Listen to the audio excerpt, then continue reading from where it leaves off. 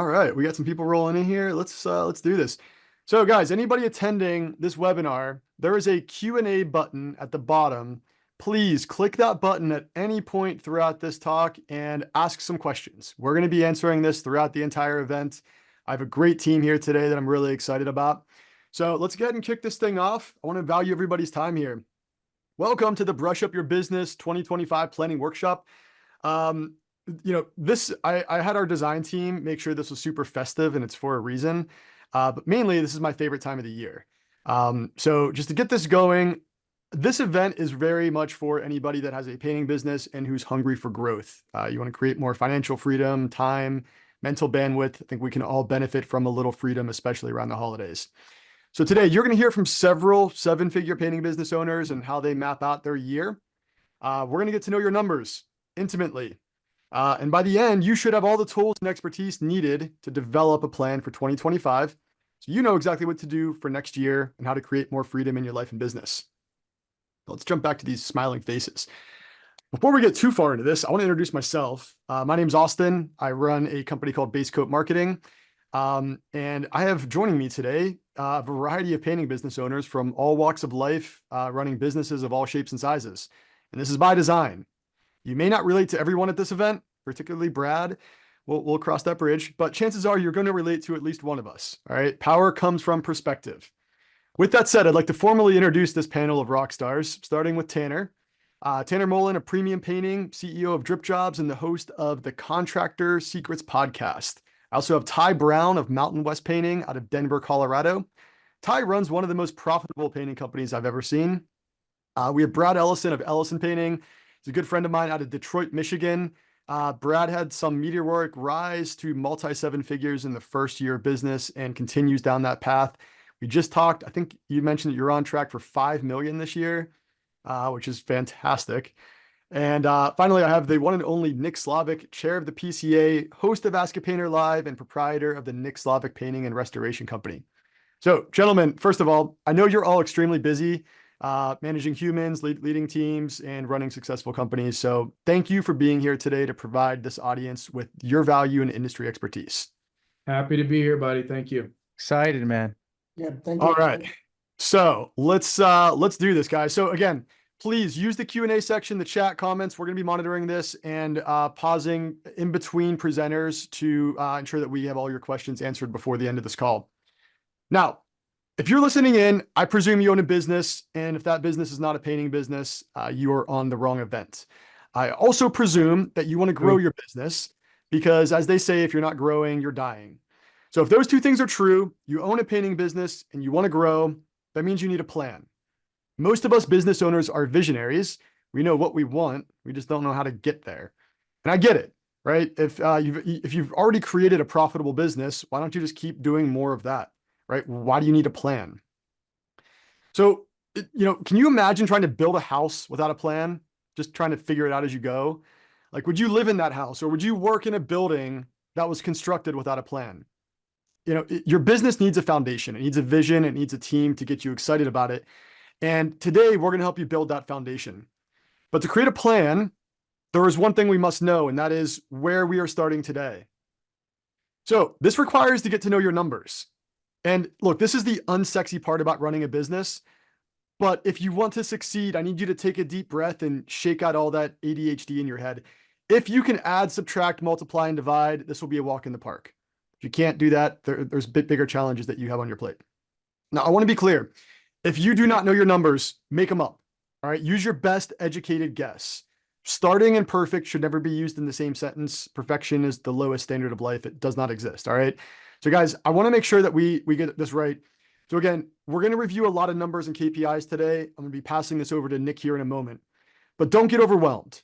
All right. Your numbers do not need to be 100% accurate or complete. They just need to be the best data that you have today. And just start today. Start keeping track of this. The best time to plant a tree was 20 years ago. The next best time is today. So to kick things off, I'd like to bring on my good friend, Nick Slavic. Again, he is proprietor of the Nick Slavic Painting and Restoration Company, chair of the PCA, and host of Ask a Painter Live, a 9-year running weekly live show where Nick discusses the life of a master craftsperson, entrepreneurship, and everything in between. Nick, thank you for being here to provide this audience with your expertise today, man. Happy to, absolutely happy to, and especially happy to be here with everybody. This is very good timing on your part, Austin, and everybody else, because we are literally laying into our plan for next year, and I'm on about week 6 of refinement right now. And you gave me the task of presenting to this group something very narrow and specific, which is something I love, which is using that unsexy data you talked about, historical data, to actually come up with a plan. The easiest thing, and sometimes we delude ourselves as visionaries into thinking, well, listen, I'm just going to call it 7 million next year and we're just going to shoot for the stars. But unless it's based on something, it's completely fakakta. It just doesn't exist. It's all fake. So the most important part is looking back at your historical data, that simple data, and making a plan. So I will share my screen with you here. Let me make sure I can get all this in here. All right. How's that look, Austin? Everything looking good on screen so far? Looks beautiful. Awesome. All right. Sounds good. I've worked for 5 weeks on this presentation, so this better work out. Okay. All right, this is my big shot. I can't waste it. So, okay. Mastering the basics. We're talking about goal setting and specifically using historic data. Now, there is a commonly accepted group of industry benchmarks. If you have none of this beautiful, simple, unsexy data, start here. Use these as some simple metrics to kind of judge if your business is doing well or not. Now, these aren't perfect. They aren't for everyone. One-person company, 110-person company, these are going to be slightly off. I will tell you this, the more up and to the right you go, the more employees you have, the more top-line revenue, the more net profit you have, the more these are going to be fairly accurate with the industry. But obviously there's anomalies. So using historical data, there's a couple different kinds of historical data, right? There's kind of like internal and external data. Most people knee-jerk react and say, well, I have the data. I have an account. I have a tax account and they make a P&L and a balance sheet, and I'm going to use that to plan. And I will say that is okay. It's better than nothing, but it is not the end all and be all, because for anybody who has a very rigorous P&L like I do, you understand that a lot of accounting you do to come up with a number for the federal government and the state government for taxes is not managerial. It's not internal, and it's usually not based on the benchmarks, and it doesn't really help you plan all that much. But there are a bunch of things in there that is very useful, especially tracking overhead, categorizing overhead. Again, hiring an accountant, telling them to do a P&L, telling them to file your taxes does not mean you're even going to get usable data. They will probably spit out this, a QuickBooks P&L, right? But it has taken me about 3 years of refinement, and the friction points usually being the accountant in there. Unwillingness to change because you need it to read a certain way to use internal data in your company. But crafting a usable P&L where it marries the usability for taxes and the usability for managerial accounting, which is what we're going to talk about in a little bit, is a art and a science together. Now, that's external. You can pay somebody to do that. You have to interact with it. The more you refine it, the better it's going to work. There is internal accounting as well, too. This is what we call managerial accounting. And if I'm being honest, every bit of success I may have or will have in this industry is based on my ability to combine simple metrics into something we call managerial accounting. The most basic function of this is job costing, right? Yes, you can pay an accountant to do job costing for you, but I do job costing. I review job costing. I use it for my bonus plans. I use it for planning. This gives me the pulse of the company. These are like the foundational numbers that you have in your company, starting with material, labor, gross profit, overhead, and then net profit. So what you're seeing on my screen here, all the way to the left, is 1/4 of my job costing, sorted by the most profitable job to least profitable job. I combine 4 of these things together, the 4 quarters of the year, and that gives me an indication of interior versus exterior, sub versus W2, big job versus small job, location of job, source of job for marketing stuff, Austin. All of these things can be sorted to help you give a plan. If you want to say, I want to grow next year, where? Exterior, interior, sub, W2, where's the location? How do you want to attract those people? The second thing, the internal thing, is something that I've refined very closely over the years, is simple weekly, monthly, quarterly, and yearly metrics to help us forecast revenue. The most simple, beautiful number that I've gotten out of that is what percentage of your revenue is created each month? And what percentage of revenue is created each month historically? Is there a trend there? Obviously, in the upper Midwest, me, Brad, and other people, it's going to be much higher weighted in the summer. Tanner, I don't know. You can paint a house full of Christmas trees up on the outside down there in Florida. They're all a bunch of pirates down there anyway. They can do whatever they want. Up in the upper Midwest, we can't do that. So timing our revenue is a big portion too. It just tells you how important those different months are. So now, one of the things you almost never hear people talk about, everybody always talks about, well, I'm a 1.1 million. I want to get to 7 million. I want to get to 10 million. Great. There's a path. It's a math problem. There's benchmarks, not a big deal.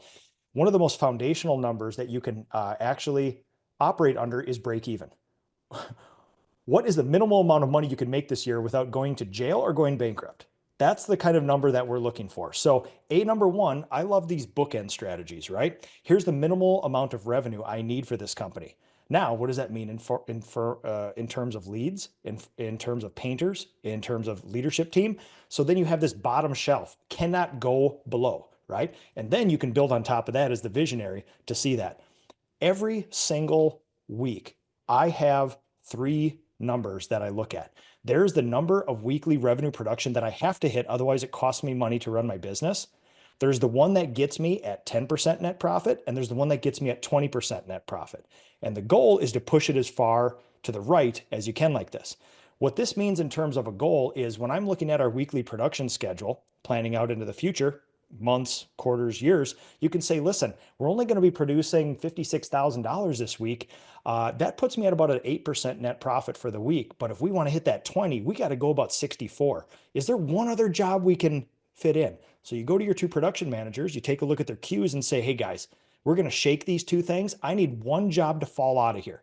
It can be a sub, it can be a W-2, it can do whatever, but we need one more job in there. So now, instead of just planning for 7 million, working like hell, and then crossing your fingers that everything works out, you can take a tactical approach each week and say, this job is what I need. Or we're actually over. So this is great. We're working ahead of the budget. Or, oh my God, we're falling way behind. We need 3 jobs in order to hit our goal for this week, right? So now break even is a simple equation. This is literally a math problem, commonly accepted economic and accounting term. Your overhead divided by your gross profit percentage, right? So now what this means is if you don't have good solid data that you can rely on, this is not going to be a great number for you. Now, if you work over your P&L like me and the rest of these guys do, that overhead number is going to be rock solid. Also, your gross profit percentage number, which is revenue minus material minus labor as a percentage, you divide your overhead by your gross profit percentage, and that will tell you the minimal amount of money you have to basically walk away from this as a nonprofit, which is none of our goals, right? PCA, greatest nonprofit ever created. Painting businesses, not a nonprofit. That is the epitome of what we are trying not to do here. So 2 different examples here I gave for you guys. We have a break even based on industry benchmarks, and then we have one based on a lot of what companies I see when they share their P&Ls and their job costing, which is high labor. You're looking at an industry benchmark company. They do $1 million a year, 15% material, 40% labor. That gives you 45% gross profit. Your overhead, $300,000, 30%, which leaves you with a 15% net profit, which is like over or under. It's a really good goal for a home service company in America at this time. The break even on a company like that is $666,000. 2 things. That's what you have to get so you don't go under, right? You'll pay your own salary, you'll pay your people's salary, you'll pay your paint vendors and your other vendors, but there's not an extra dollar, 0 profit, nonprofit, right? At the $666,668, it's all profit. So you can literally draw a line in your calendar and say, oh my gosh, it's June 27th. We have hit $666,000, or it's September or October. Every dollar I make over this is now profit. So it's kind of a fun benchmark to put out there. Big goal. Now, when I look into most painting companies, we find that they have really high labor. It's just not managed well. Maybe they weren't trained well. Day-to-day management might not be there. So instead of 40% labor, you have 50% labor. Now, if your labor goes over just a little, if you use 25% more hours on jobs than is the benchmark or your goal, now the break even moved from $666,000 to $857,000. Small little ripples, the butterfly wing in Africa creates a hurricane in Europe. This is what happens. Labor goes a little over on each job, and at the end of the year, you have to make almost $200,000 more dollars just to break even on that company when all of that could have been used towards profit. Next one. Okay, this is a snippet of my actual monthly forecast. Historically, you're seeing my months here, you're seeing some goals, you're seeing some historic averages. What this tells me is how much of my revenue per month, or excuse me, is produced per month. June, July, August are my three biggest months. 12%, 12%, 12%. 36% of all my revenue is created in 3 months, a third of my revenue, right? So that tells you how important those months are. Now you back up to January, only 5%, right? Is generally historically created in the month of January. Now, it's very easy to say, I want to make $1 million a year, so I'm just going to take $1 million divided by 12. That's my goal. If you're from where Brad and I are, you will be sorely disappointed in December and January, and you will go way, way over your goal in the 3 months of summer. This is what makes accurate forecasting. If it's just you and your company, that's fine. You can live with that. But what do you tell your estimators and project managers for weekly and monthly goals if you just take $1 million divided by 12? There's not a chance they're going to hit their goal for 6 months, and they're going to blow the goal out of the water for 6 months. If you've ever been an employee who's an estimator or a project manager in that role, that is not fun. You want nice, easy, predictable numbers. As leaders, as visionaries, as integrators, we need to give them accurate numbers. What is the actual goal for January? Don't just say go out there and crush it. We need an actual number because they need to know if they're doing good or not. And they start getting nervous if they don't hit their goals a bunch. What you're seeing down here, I made lots of fancy, colorful graphs for you guys too, because this makes everybody look smarter, right? These are actually based on numbers though. This is 2020 to 2025, my historical month by month revenue production in the company. And you can see the colored lines for each one of the years there. We can break that down to actual. We can break that down to percentage per month. The purple chart up above is an aggregation, a mean of all of those years, what we historically will produce in that particular month. Because obviously, as we grow the business, if you produce $100,000 a month in June when you're growing your company years ago, you're going to want to produce a whole bunch more of that. So instead of the actual revenue number, the actual percentage of revenue per month is very accurate. And I can use data from 10 years ago to produce that as well too. So now there is what is and there what can be. So now you're taking this to the next level here. This is my bookending strategy. I actually did some assumptions here, right? So you can take historical data, but not many of us are going to have the same business we did year over year. So what I did is I took a month by month average of my overhead. Historically, in June, every year, what is my percentage of marketing based on revenue? We mean that out, we figure that out here, and we make some assumptions. If we know that we're going to add to the team an estimator or a project manager, what you're seeing down the bottom, pink arrow down there, is estimates of my overhead for each major lane in all that stuff. If we want to add overhead, we can actually make those assumptions down there. And if you have an automatic break even calculation up top, you can change. You can add an estimator, add a project manager, and it'll move your break even. The last layer that I laid on top of this thing is my bookend strategy. You can see blue arrow right here. There's break-even revenue, BE. That's how much I need to make in each month based on historical production averages in order to break even. But then there's the fun stuff. What if I want to make 5% net profit, 10% net profit? And then you see the dark yellow line there. Instead of just averaging it all out, then I took a higher seasonal approach because next year my goal is to be even slightly more seasonal than I am this year, to really put the pedal down in summer. So then what I did, I moved from revenue from January, December, I moved it into the summer months. And then you can see the average that I need to make 10% net profit, which is a pretty good average goal for a company. And then I have my beautiful 15% net profit. The goal is obviously to blow all that stuff out of the water. But the problem is if you have an entire leadership team and painters and other stuff, you need to give them pretty good goals that they can reasonably hit. Reasonably hitting goals consistently over a long period of time make people happier, and they actually overperform. That's what my data shows. The problem with people like all of us is that, well, hey, let's double the company next year. Let's put the profit goal at 25%, and let's just go for it. If we don't hit it, we're still going to do well. The problem is if your estimators don't hit one of their goals for 52 weeks in a row, they're going to find another job. So you need to have that balance of, I want to put it high enough to be profitable and make them happy and incentivize them, but I also don't want it too low that we lose money as well too. So this is an exercise in this.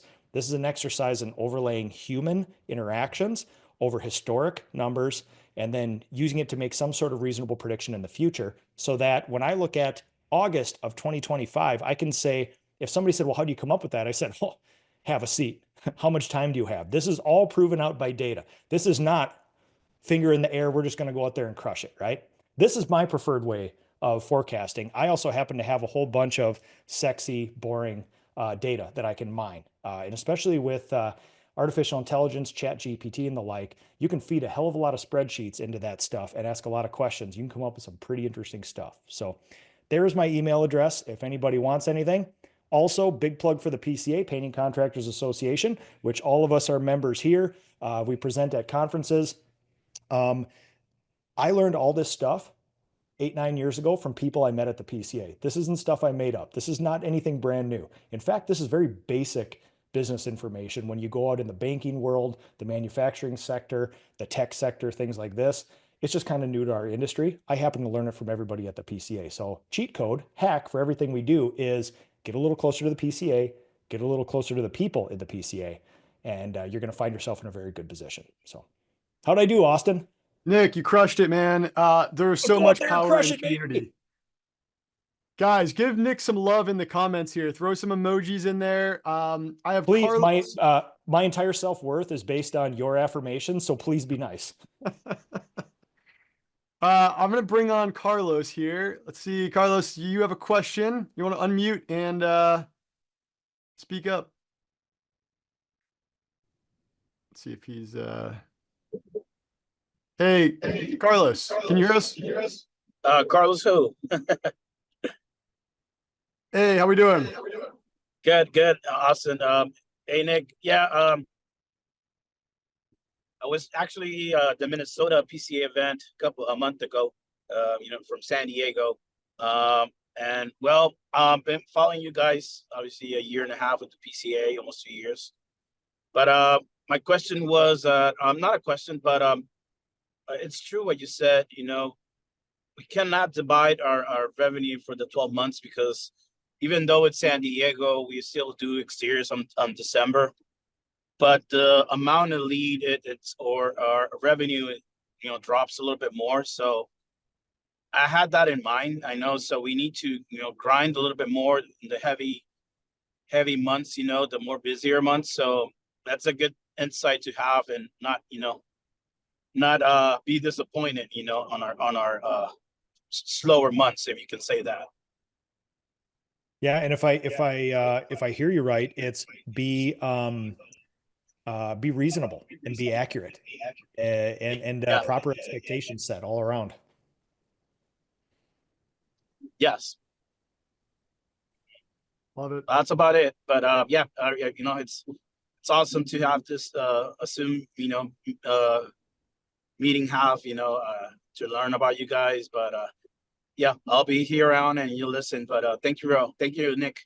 Yeah, good to see you in Minnesota too, Carlos. Yeah, thanks, likewise. Carlos. All right, guys, we have a few other questions here from Zane.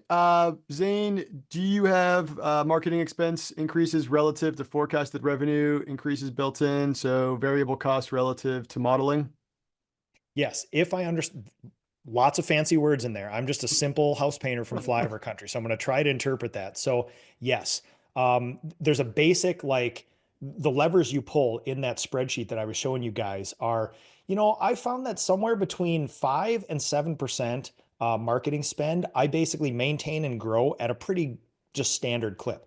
If I really want to push the pedal down, we're going to have to get closer to that 10 to 12%. So if my goal next year is to do 50 to 100% more business, we're probably going to have to throw into that modeling instead of 6.7% marketing. We're probably going to have to build in, well, what does it look like at 10%? And then what assumptions can you get from there? How many leads? What's the AJS? What's the profitability of those jobs and things like that? You can start making some assumptions. That stuff gets, the better your past data is, the better your future predictions will be. But you can certainly make some assumptions on that if you have that good, simple marketing data. So good. And I know Brad has a lot to add to that here in a moment. Next question is from Matt Mason. Nick, how do you determine what a healthy, reasonable growth goal would be for your company? Percentage of past revenue from previous years? Oh, yeah. So it depends way more on if you like your marriage or your kids or your free time than what that number is. And so Brad's shaking his head. At all cost. So No, I would say you can have all of the above at the same time, my man. I would argue, so my experience has been you can have it all, you just can't have it all right now. You're going to have different levels of that sort of thing. So I will give you my experience, which is 80 to 100 hours if you really want to put the pedal down. 0 to 3 million in 5 to 6 years. The way that I did it, that's my experience. You're going to have to give up a lot of time.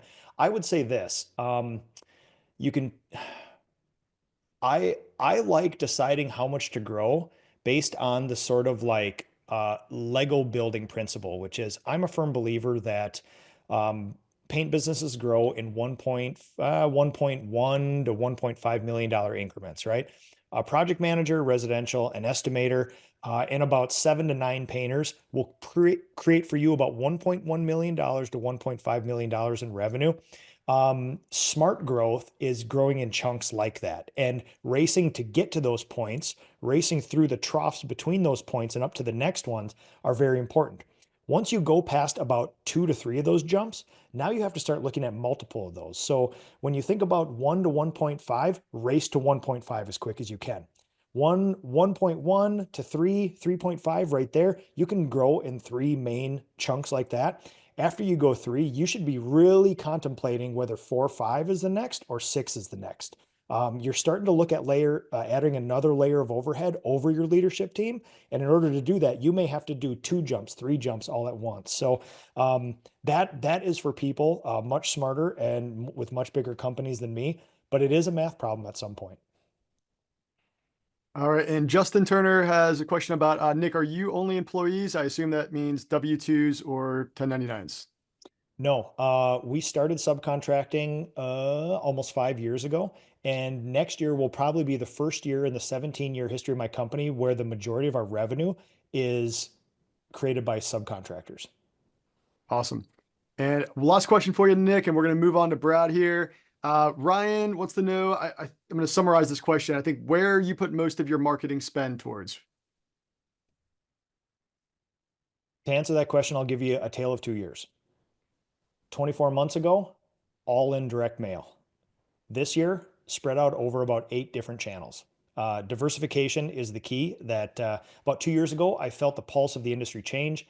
Labor is becoming easier to get. Leads are becoming more expensive and a little harder to get. And so a great strategy in times like that is not the chicken in all the chickens in one basket thing, all the eggs in one basket. It's the diversify, because you need a whole bunch of data coming in from things because you never really know what's going to work, and you never really know what's going to work for a long time. So consistently, I think we find leads in 13 different ways.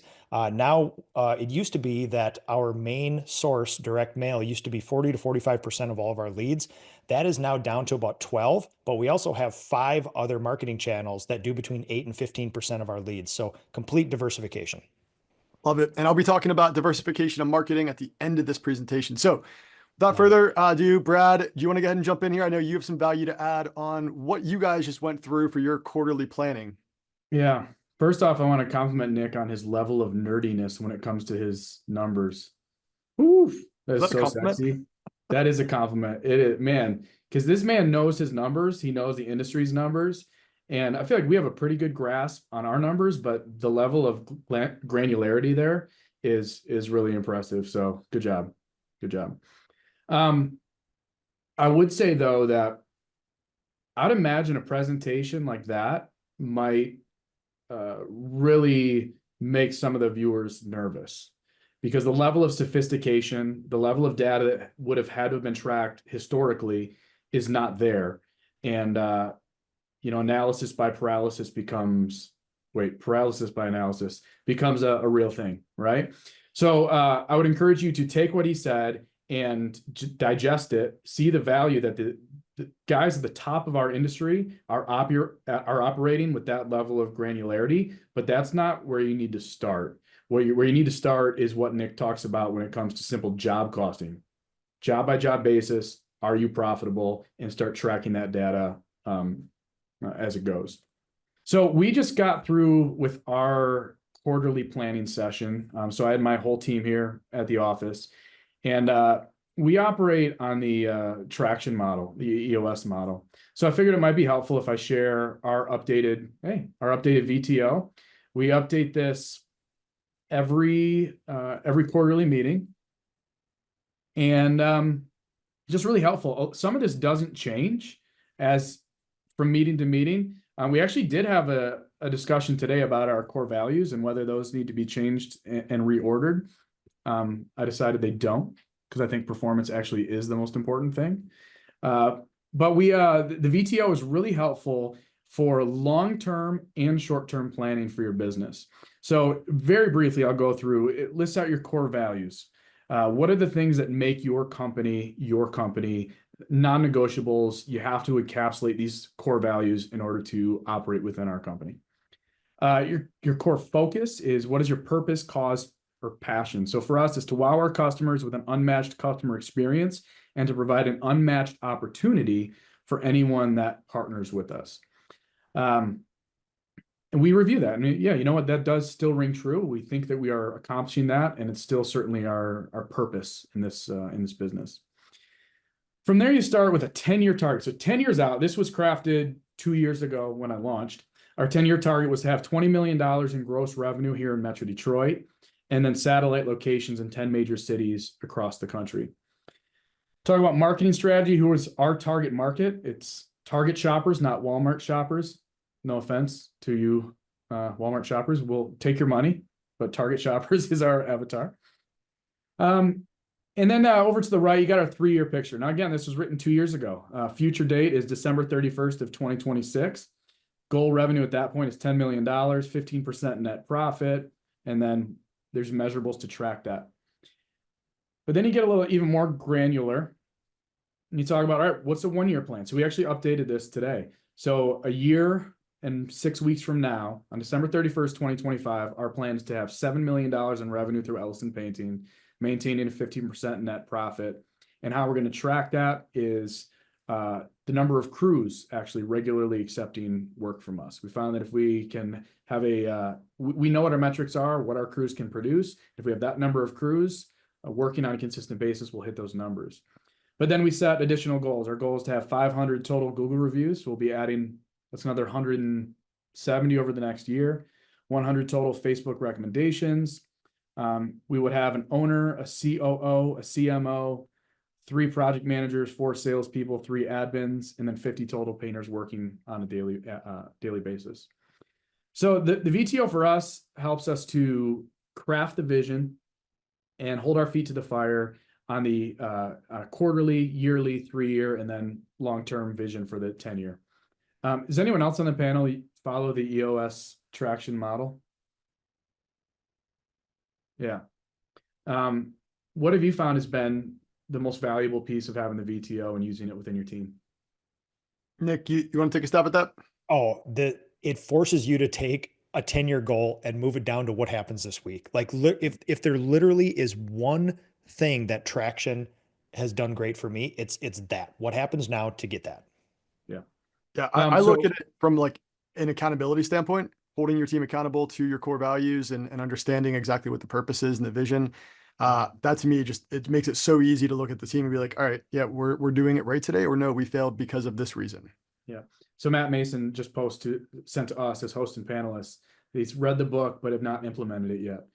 How many times have we heard that story, right? That is, at this time of year especially, everyone's talking about planning. Everyone's putting together these huge goals for next year. But how many people actually implement them? It's the people on this panel and hopefully the people that are watching this panel. But the vast majority of painting companies won't have a plan, and the vast majority of companies that even put together a plan probably won't implement them. So implement them and then track them. So the last thing I'll share here, this is kind of similar to what Nick had, is this is our business plan for 2024. And this is something that a friend of mine shared the format with us, and we put in our numbers. So what this says is our sales goal for the year was 5 million. Our average job size we knew was about 6,000. We know our appointment set rate is 80%, and our target close rate is 35%. So it takes all those numbers and then it breaks it all down. And you'll see that it's weighted, like Nick did, by month. So 3% for January, 3% for February, 6% for March, et cetera. But we put these numbers in, we make sure they're up to date at the end of every month. How many leads are we expecting? Do we need to hit this plan? And how many did we actually get? How many appointments do we need? How many did we actually set? Tracks how many jobs we closed. Most important to me, of course, is the dollars booked. Now you'll see that we have these plans, and it doesn't always go to plan. Look at March. March, our plan was 300,000. We sold 468. April was even better. Goal was 350. We sold 613. Well, thank goodness for those months, because look, as we got into the summer, I think this is June. Is this June? Yeah, June. June, the goal was 700,000. We sold 415. So it doesn't always go to plan, but because we made it up on the front end, we were able to weather that, and we caught up. So now we're a little bit behind plan. Here we are in November. So this has helped us as we started to fall and see a couple months back to back where we didn't hit our plan. Well, what do? Well, we started spending more in marketing to generate more leads, so we could sustain the level of activity we need to hit our actual revenue goals. And we're seeing that now starting to pay off. You can see, I think this is September, we overperformed. And in November, we're at 251. The goal is 250, and we still have 10 or 11 days left. So this is the type of tracking that we do that I think is really helpful. Just keep a pulse on where the business is, and then you can make changes as the year progresses. Hey, Brad, is that the same spreadsheet that you had used last year as well? Yeah. And we just put together the business plan for 2025 with our $7 million goal. Awesome. So guys, anybody on this event, I will be sending out a link to a very similar spreadsheet from last year that you guys can repurpose in your own business. Brad, I have a question from Justin here. For your leads, are you expecting to get a lot more leads estimates earlier in the year rather than later? What is the average time between lead to conversion of the job? So we just expect fewer leads in the winter months and more leads in the spring and summer months. Average time between lead to conversion of the job, is that from lead to sale? Is that what I'm assuming that's what he's asking? Yeah, Justin, if you want to clarify that answer, but let's assume I'll answer as if that's a question. Yeah. We have a short lead time on everything. If someone requests an estimate, we can usually get there within 1 to 2 days. And then we obviously deliver that estimate that day. So from lead to close is usually maybe about a week. Lead to job completion, well, our lead time for actual jobs is really short as well. We've sold jobs on Monday and completed them by Friday. We are typically a couple weeks out. If we sell a job 2 weeks later, it's done. We've moved on. It's crazy. Yeah, I think, yeah, right. And I think a lot of guys like to be booked out, 2 months. So what's your thought process around that? I want to make hay while there's hay to be made, or whatever the saying is, right? Get it while the getting's good. We made a strategic decision this summer. We used to backlog interior jobs for the winter to have jobs for our crews. But we were selling these interior jobs, and they wanted to have their houses painted. So we said, you know what? We have this production capacity. We're not meeting that. So let's just do the jobs. Let's complete the jobs and worry about selling more jobs come winter. And then it ended up being a huge strategic advantage for us in the fall when people were calling needing their house painted.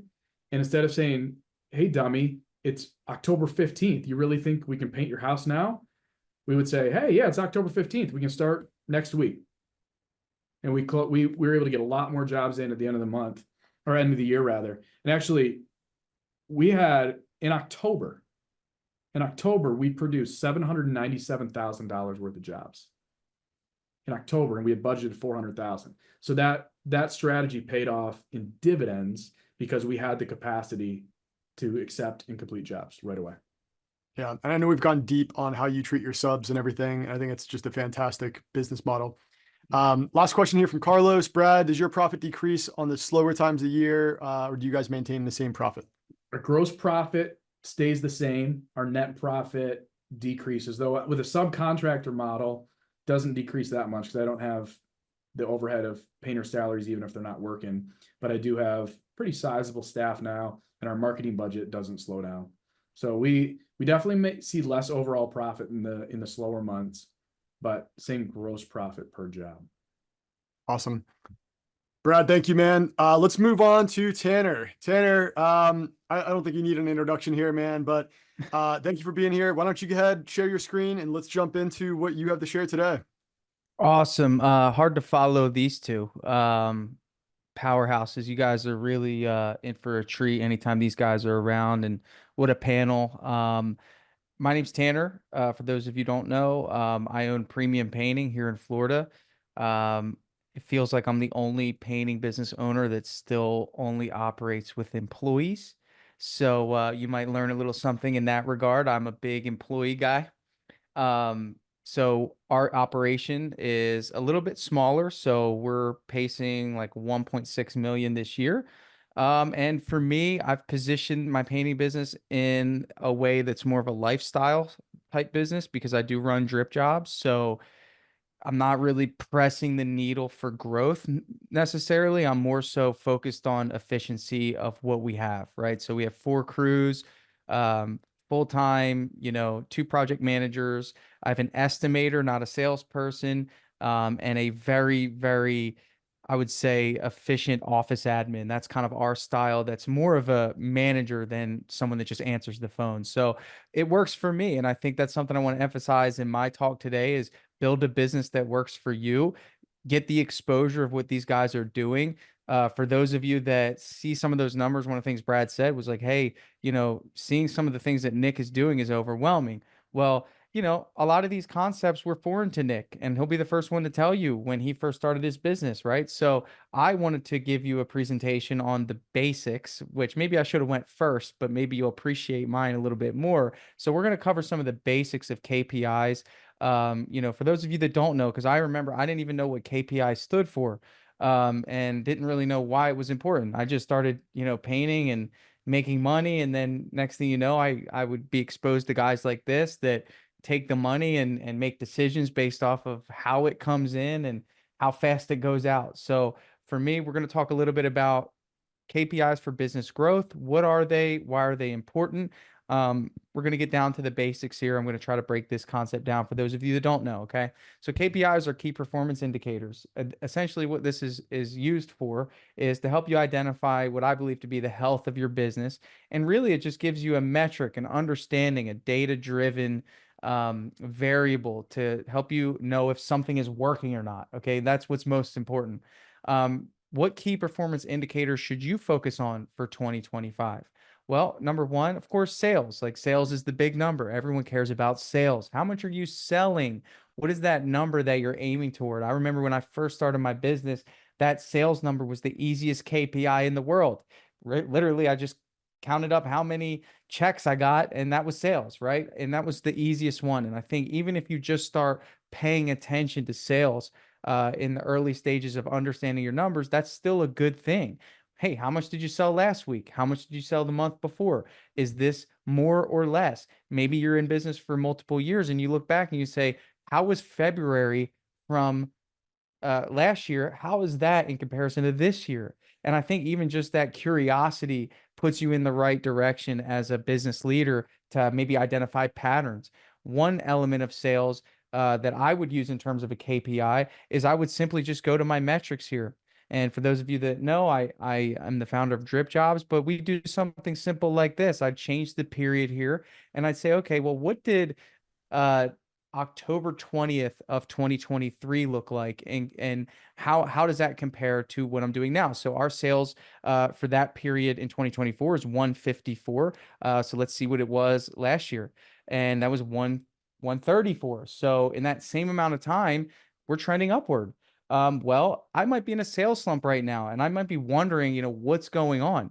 And I might go back and I might say, you know what, I need to increase my marketing spend because I'm anticipating that this month is going to be slow. So I wouldn't go based off of what you're seeing on Facebook. Everyone has different experiences of the way that they interact with the marketplace. That you might hear, oh, well, it's slow where I'm at. It's slow where this. There's so many things.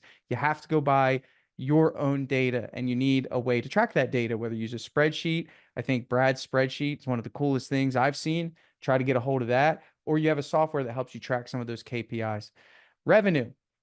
I calculate revenue is based on how much you're actually producing in a given period. Generally speaking, we use job costing to help us do that. And I'll just go over to just some job costing in here. And you can see that in this period, we'll do a period of, I don't know, I'm going to go back into, let's say we'll go July. So let's see how much my team produced in that period of time. So we'll go here, July through July 31st. And I don't think that's an accurate depiction. Might be missing some data there. But oh, date accepted. That's date accepted. Let's see job completion. Let's see, date accepted. I think I'm missing some data here, but the idea here is for you to be able to go in and see exactly how much your team is producing in that amount of time, which is also a very important metric for you to identify what they're capable of. Yeah, we can sell $1 million, but how much of that do you actually generate? And to me, that's a really good indicator of the production capacity of your business. Set rate. So this is something I'm very passionate about. If you're not familiar with the term set rate, become familiar with it. Most of us here are interested in buying leads. Most of us here are currently buying leads. And set rate is the biggest indicator to help you determine how often you're converting leads to appointments. Now, generally speaking, if you're not using automation to help you with this, obviously your set rate's going to be low because we know based off of a Harvard study, that's the only study that we can really find, and there's credibility behind it, that your chances of getting a lead to convert to an appointment drop dramatically after 5 minutes. In other words, if someone comes in through Facebook and you don't contact them within 5 minutes, your chances of getting that customer or that potential customer to convert drops dramatically. So set rate should be a metric that you pay attention to in your business. But not only that, identify and improve your processes. So when I first started my business, I was buying a lot of leads. What does that mean? Well, that means that this was way before automation. This was way before drip jobs. Ultimately, every lead, in order to get it booked, was based on my own efforts. And I know that some of you guys in here don't have an office admin, and you might be looking at that as an expense. But I think most of us here on this panel would agree that having an office admin that could convert leads consistently is an investment rather than an expense, simply because one of their key performance indicators is to increase the set rate. Okay. So set rate is a really important metric. I'll show you guys what we got going on here. So you can see our set rate is about 58.4% during this period here, just to show you. And ultimately, it really matters where that lead source is coming in and the set rate for that lead source. So identifying, what lead sources, and I don't think we had that data back then. Let's see if I could pull it up now.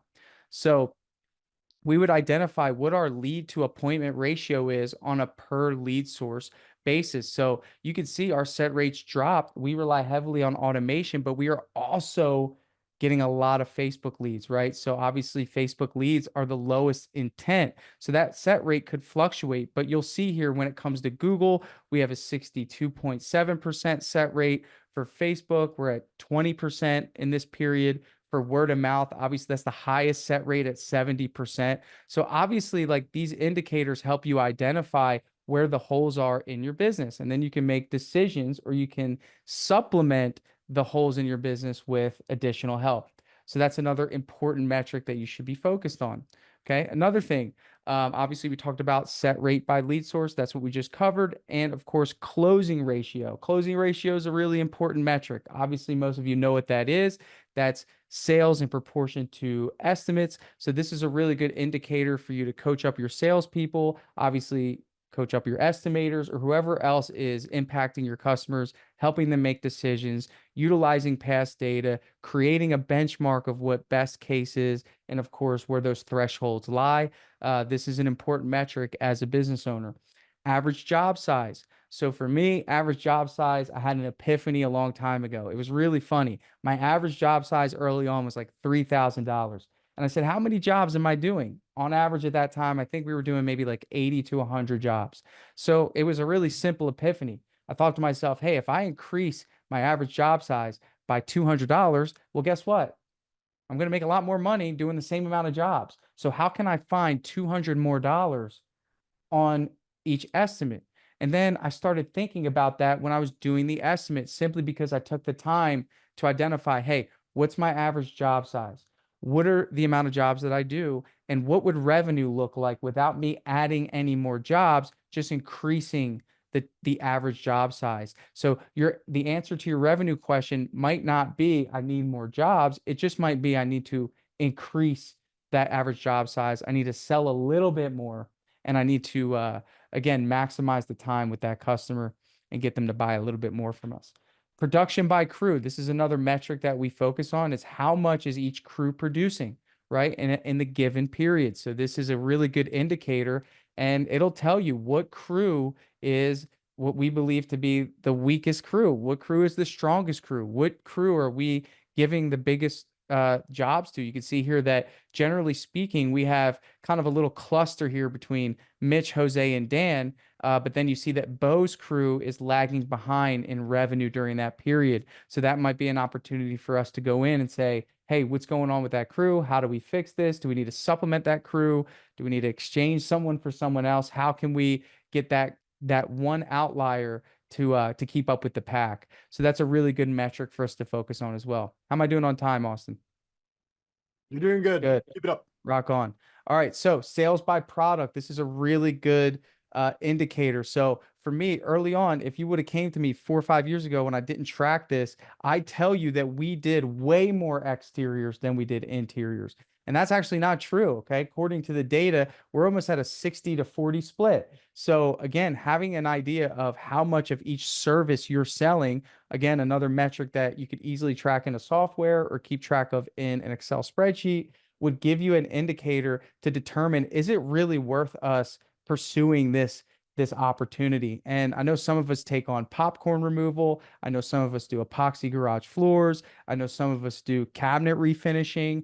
The idea behind understanding this data is to say, what's our customers asking for? What do we sell the most of? And I think when you think about a scalable business, think about doubling down on what you are producing the most of, because there's plenty to go around. Sometimes it's better to say no. Sometimes the path to success is really just being able to say no to the things that you don't specialize in or ultimately aren't worth you taking on, because you know that you're going to get exterior and interior jobs, or maybe you just want to specialize in cabinets, whatever that is.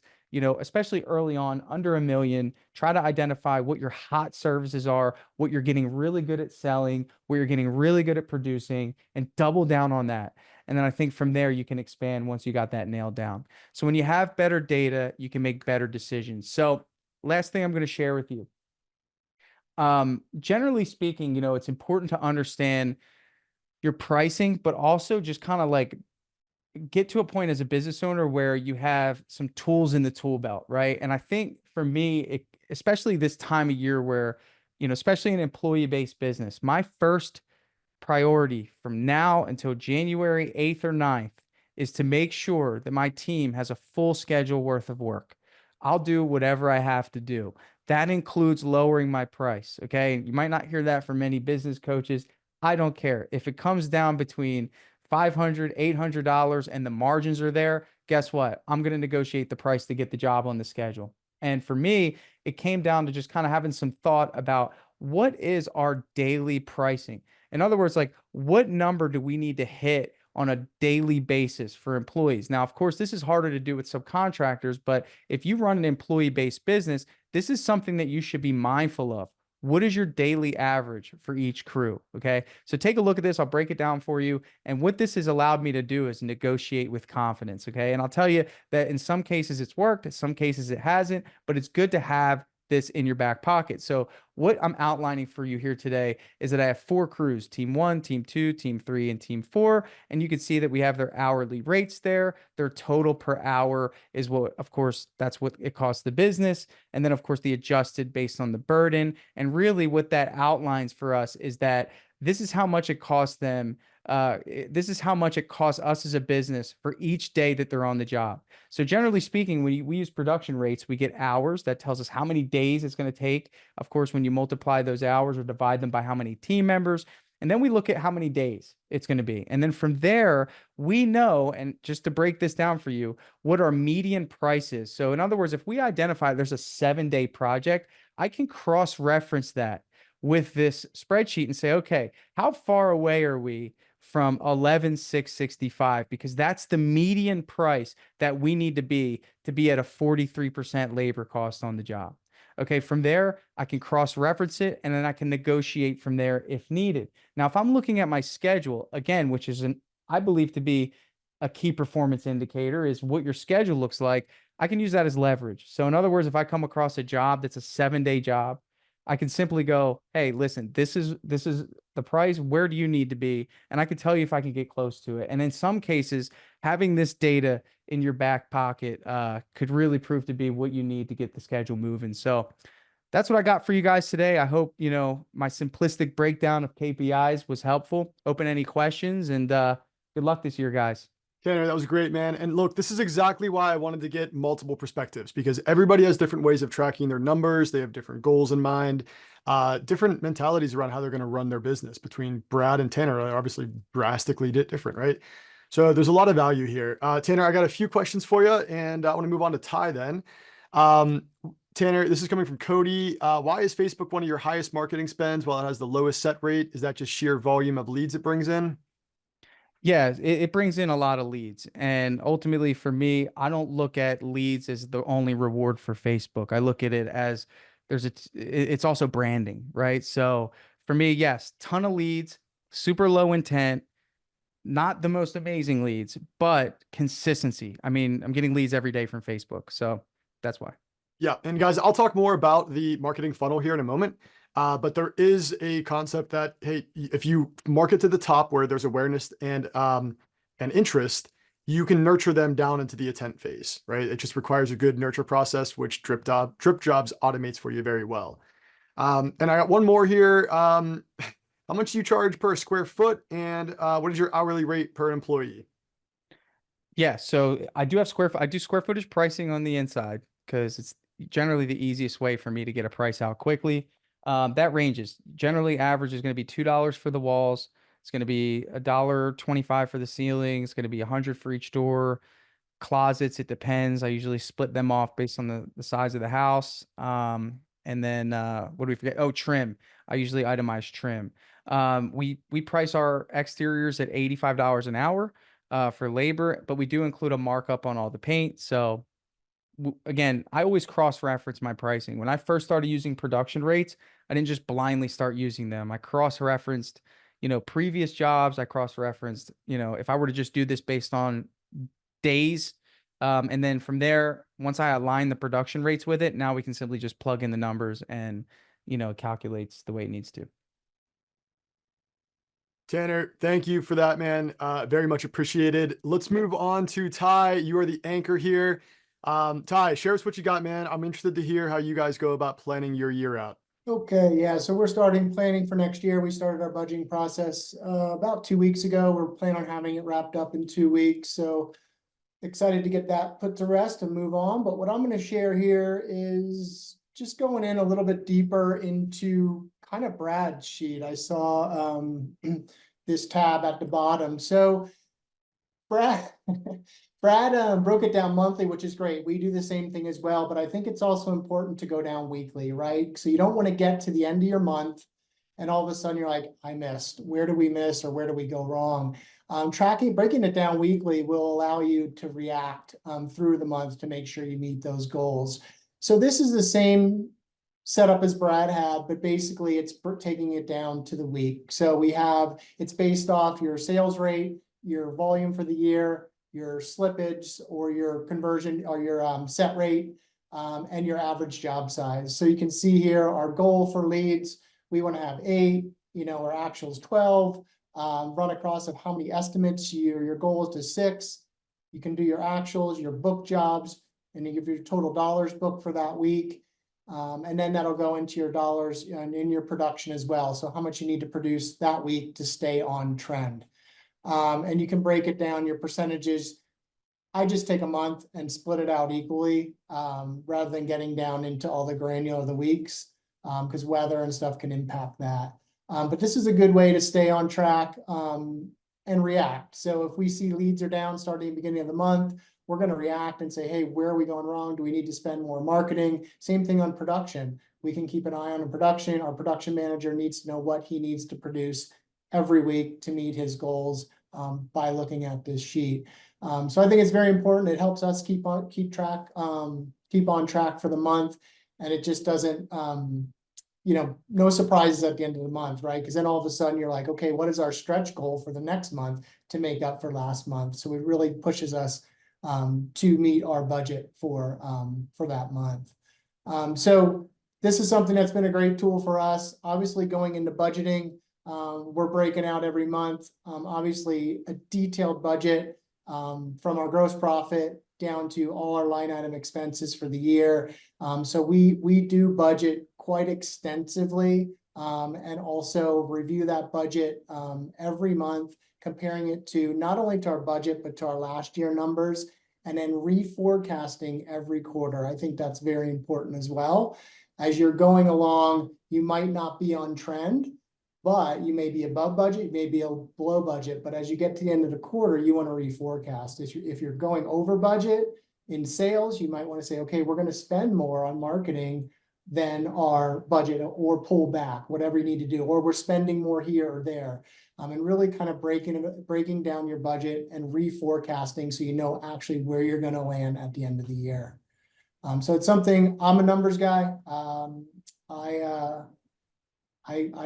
all day long, I can look at numbers all day long. It's what I love to do. This spreadsheet obviously it's got a lot of data on it. Willing to share it if anyone's interested. Also job costing. I know Nick touched on that as well. We're on job costing every day. Every job closes out. We must have all job costing in at the end of each job. Our project manager is trained on that. And it's very important that we're hitting those numbers as well on a daily basis.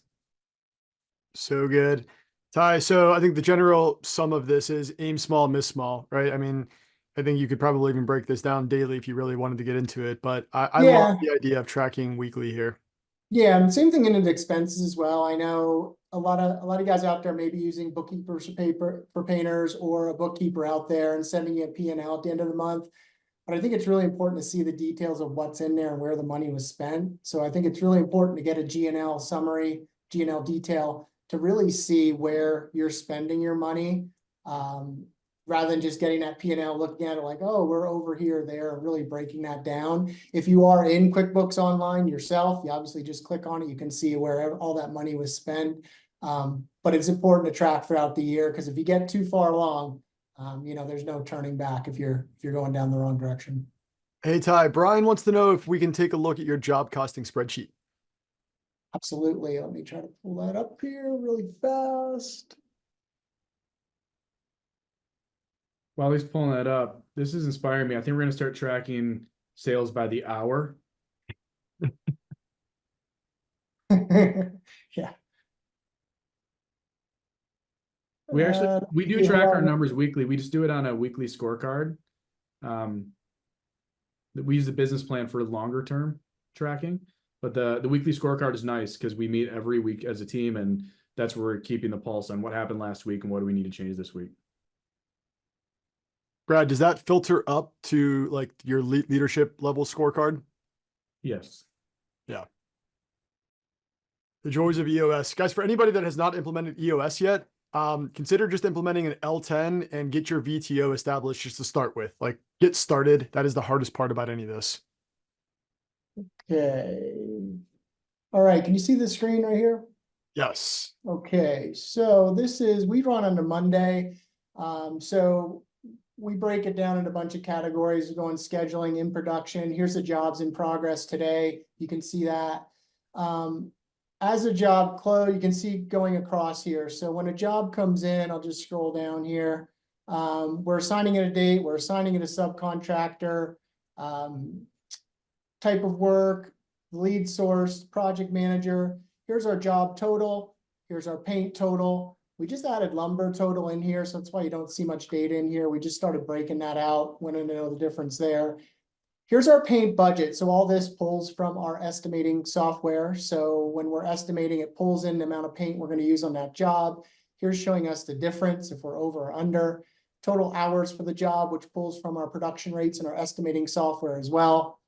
Here's our sub pay, our gross profit, percentage of our to sub, and then our paint percentage of paint supplies. So we're really, each line item before this goes to this closed window, it sits here and in progress. So it's an in progress job.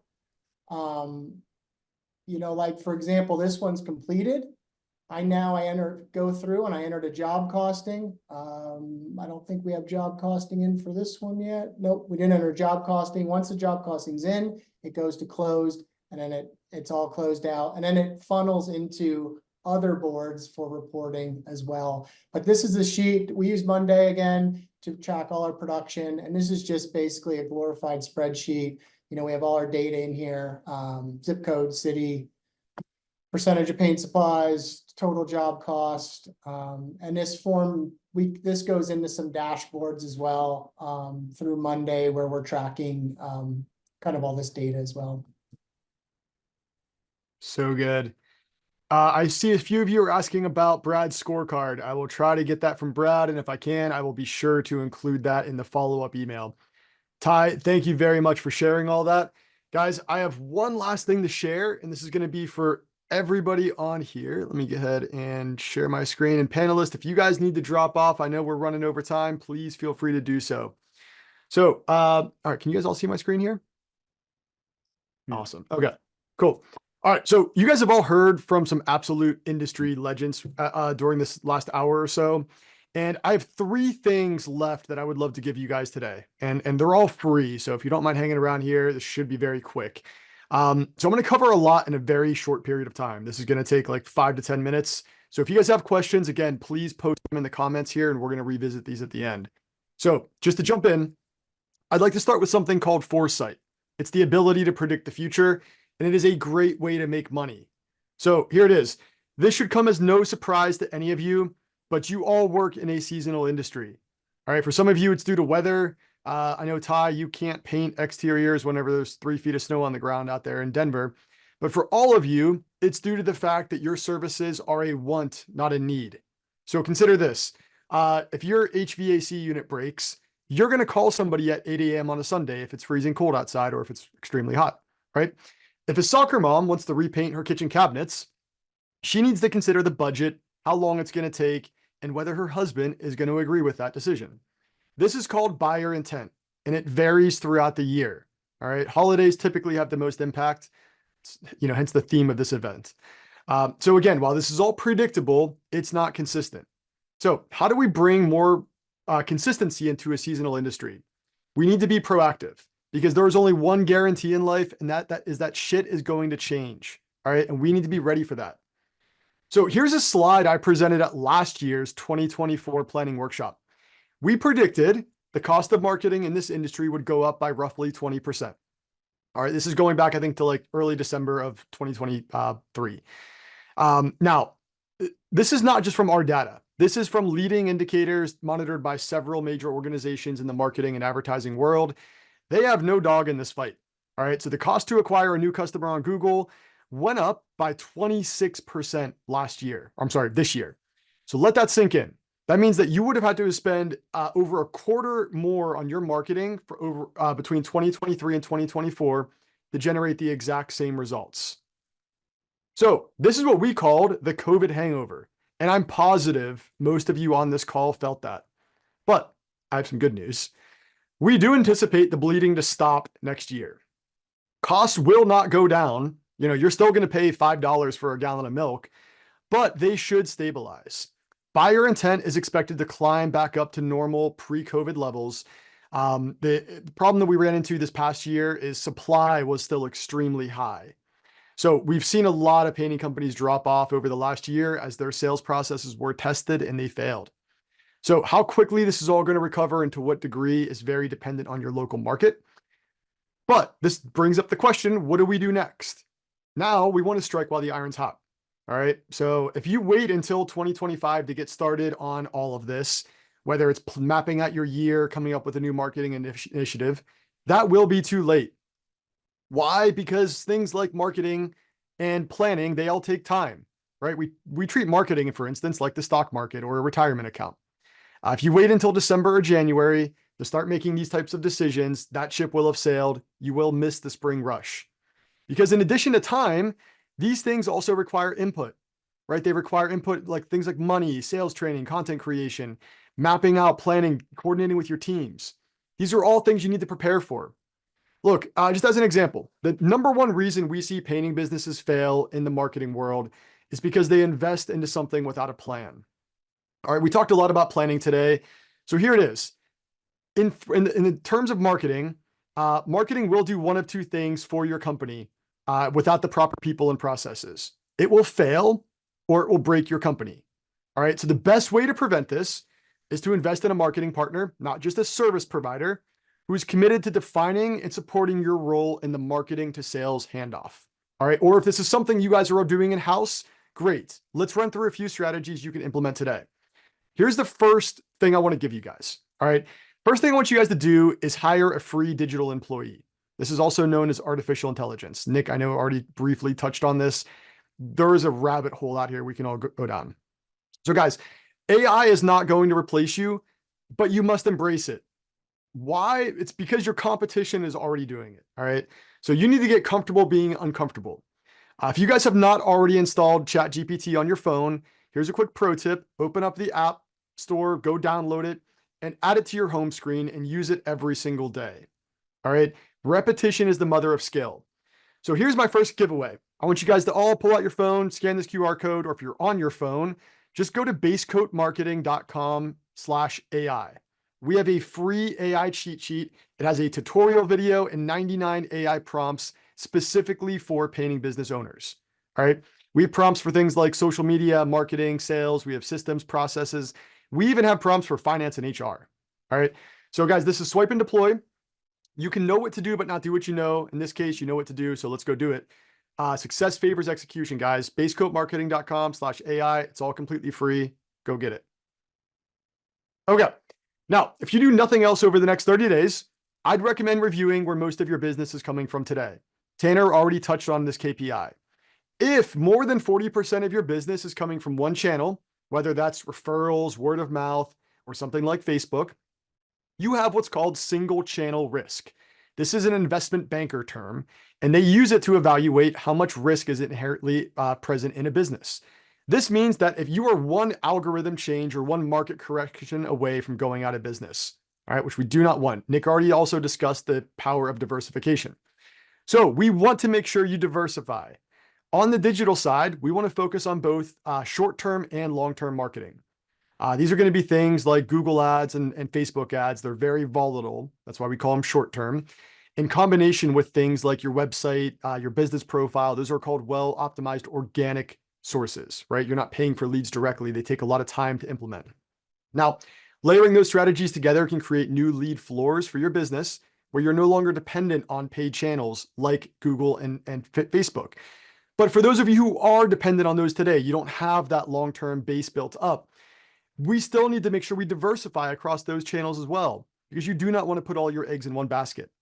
All right, so be sure that you understand how the marketing funnel works.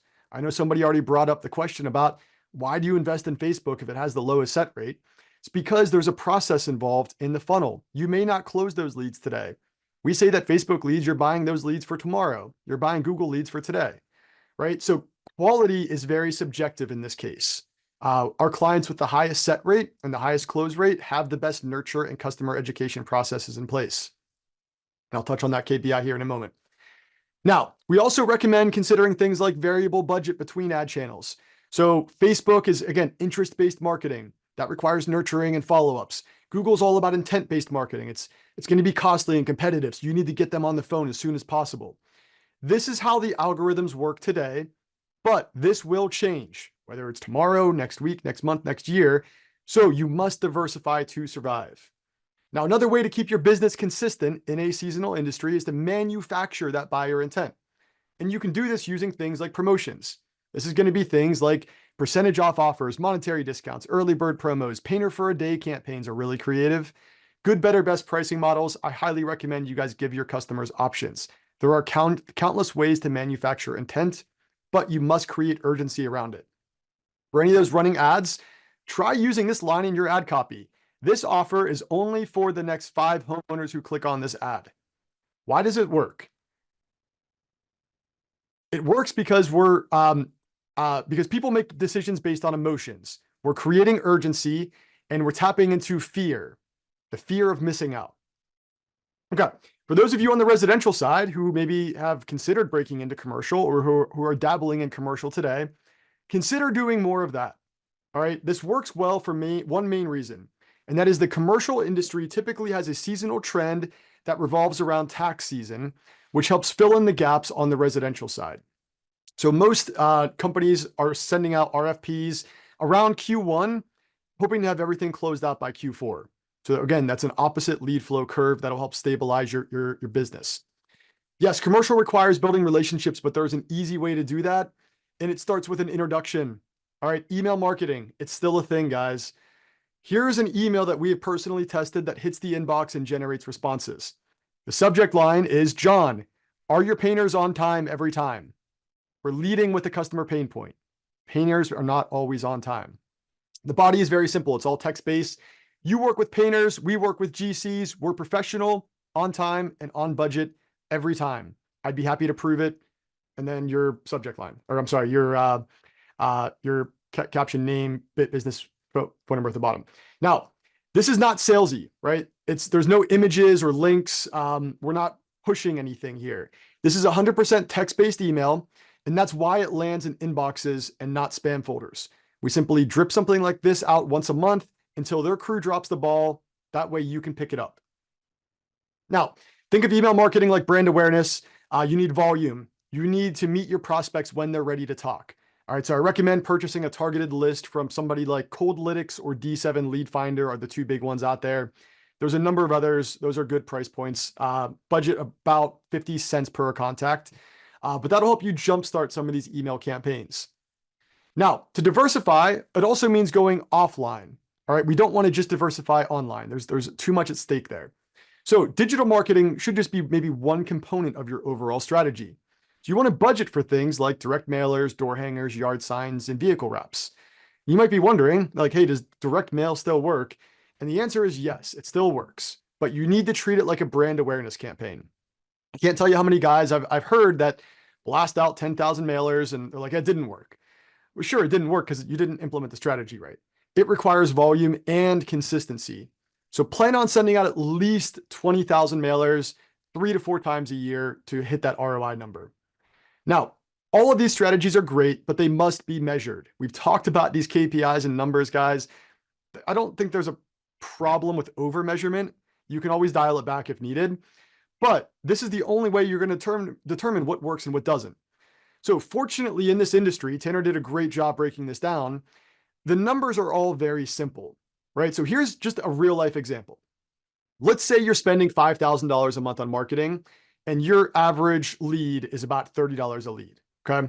With an industry average set rate of about 70%, so that's again, lead to estimate, and an average close rate of about 35%, so that's estimate to sale, you're spending roughly $42 to knock on someone's door and about $122 for a new job. All right, so let's say your average job size is $5,000, right? Pretty typical industry project. This means you're going to generate about $200,000 a month off of that $5,000 monthly investment. That should make you happy. Let's also check the math here, though. So we prefer to measure marketing performance in terms of cost of marketing, not ROI. Why? Because cost of marketing has a floor. It is a bounded target. ROI has no ceiling. So in this example, spending $5,000 to acquire $200,000 means that your cost of marketing is 2.45%. Our target should be anything less than 10%. So 0 to 10. It's a very defined range. If I told you these numbers also equal 40x ROI, and your goal is anything over 10x, how do you measure the performance of that number? You don't, you can't, right? So cost of marketing all day, guys. Don't let your marketing provider give you an ROI number. It's not helpful for your bottom line. And here's what that looks like in practice. This is a client we onboarded in January. They spent about, let's say, $3,500 in January. That's that top investment line there. And at the very, very bottom is the two numbers that mean anything, and that's ROI and cost of marketing. We like to look at the very bottom line. Now, the first month that you invest in the marketing is always going to be expensive and scary. There's a lot of building going on. So they had a 96% cost of marketing. All right, that's expensive. Now, month 2, we hit February. And again, brand new ad campaign. I think we launched them at the end of January. They had about a 26% cost of marketing off of looks like a $7,600 ad spend budget that month. And that's including everything they're paying us as well. March starts trending better down to 15%. And then if you look at April, May, June, July, August, September, October, we are sub 3% for the most part. Year to date, they've spent $76,000 and generated 1.9 million in return. That is a 3.8% cost of marketing. That is something that you invest in all day long. Now, I want you guys to be able to measure your numbers the same way. So here's my second giveaway. Scan this QR code or go to basecoatmarketing.com/COM. It stands for cost of marketing. So basecoatmarketing.com/com to download our free cost of marketing calculator. Again, we have an instructional video here. It's extremely easy to use. This is not optional, guys. You must track your numbers to develop a game plan for next year. Just scan the QR code or again, basecoatmarketing.com/COM. Okay. Now, listen, I just threw a lot at you today. These guys delivered and over-delivered on the value side. I cannot thank these guys enough for being here. These strategies will help you develop a plan to create more consistency in a seasonal business, but you need to take action. So I have one last gift for you, and then we're going to wrap this up. For my last giveaway, I'd like to give you the opportunity to join a community, specifically the PCA and our network of clients we call Base Coat Brainiacs. Right now, we are accepting a few applications to join a few of us in Breckenridge, Colorado at a private villa at the bottom of Peak 8 for a 3-day retreat where we're going to be snowboarding, skiing, and networking ahead of the PCA Expo in Colorado Springs, which is in early February. Simply scan this QR code or go to basecoatmarketing.com/Breckenridge to apply. Opportunities like this do not come up often, guys. Again, your network is your net worth. So that's basecoatmarketing.com/Breckenridge or scan this QR code here. Okay, now guys, I hope we've created some momentum, some ideas, and added some new knowledge to your tool belt that you can walk away with to improve things for next year. Gentlemen who are on this panel today, I want to thank you for being on here, providing all this value. Success favors execution, guys. Please go execute. Do we have any other questions before we wrap up today? Or did we do a good job? I think we did a good job, guys. Awesome. Guys, thank you all for today. I will be sending out a recording here probably in the next couple of weeks. So stay tuned for updates. I will include as many of these deliverables in that email out to everybody. Gentlemen, thank you all again for participating in this event today. Hey, thanks for hanging out with us on that episode. I hope you guys enjoyed that chat as much as I did. Now, listen, if you guys are hungry for more conversations like this, go swing by our website. It's basecoatmarketing.com/podcast. And finally, we are very open to feedback. So if we haven't covered a topic or there's someone you want us to chat with, please let us know. And don't forget to hit that subscribe button so you won't miss out on the next conversation for painters.